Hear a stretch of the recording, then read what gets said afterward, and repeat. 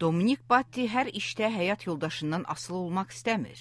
O, onu demək olar ki, əlil vəziyyətinə salan Alzheimer xəstəliyinə tutulub. Bir tərəfdən qəbul edirəm ki, artıq yaddaşım korlanıb. Lakin ətrafımdakı adamlar buna görə çox əziyyət çəkirlər və bu məni narahat edir. Alzheimer xəstəliyinin ilk simptomu yaddaşın getdikcə zəifləməsidir.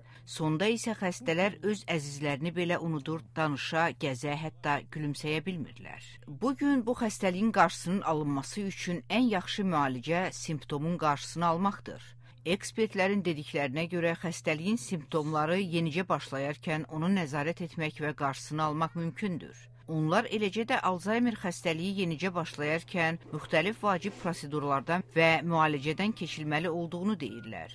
Alzheimer xəstəliyinin ağırlaşmasından əvvəl sadəcə olaraq beynin şəklinin çəkilməsi və ya qan analizi xəstəliyin simptomlarını göstərə bilər. George Washington Tibb Mərkəzindən nevropatoloq Ted Rothstein deyir ki, qan testləri beyində tıxaca səbəb olan anormal zülalların toplantılarını aşkar edə bilər.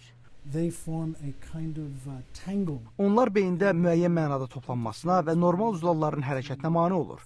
Tau adlanan bu zulalın səviyyəsi qanda və onurğa mayeəsində müəyyən edilə bilər ki, bu Alzheimer xəstələrində daha yüksək olur. Getdikcə artan bu xəstəliyin müalicəsi yoxdur. Beynəlxalq Alzheimer xəstəliyi mərkəzinin bu yaxınlarda açıqladığı araşdırmasında deyilir ki, xəstəliyin qarşısının alınması üçün ildə 604 milyard dollar xərclənir. 2050-ci ilədək bu xərclərin daha da artacağı deyilir.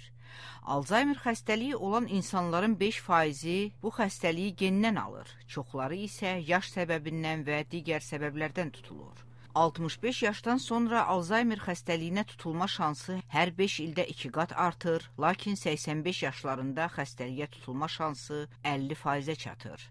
Təhqiqatçılar dövlətləri Alzheimer xəstəliyinin qarşısının alınması üçün müalicə yolları axtarmağa çağırır və əks təqdirdə xəstəliyə xərclənən pulun məbləğinin böhran səviyyəsinə çatacağını deyirlər. Vaşinqtondan Nərminə Cəlalqızı, Amerikanın səsi.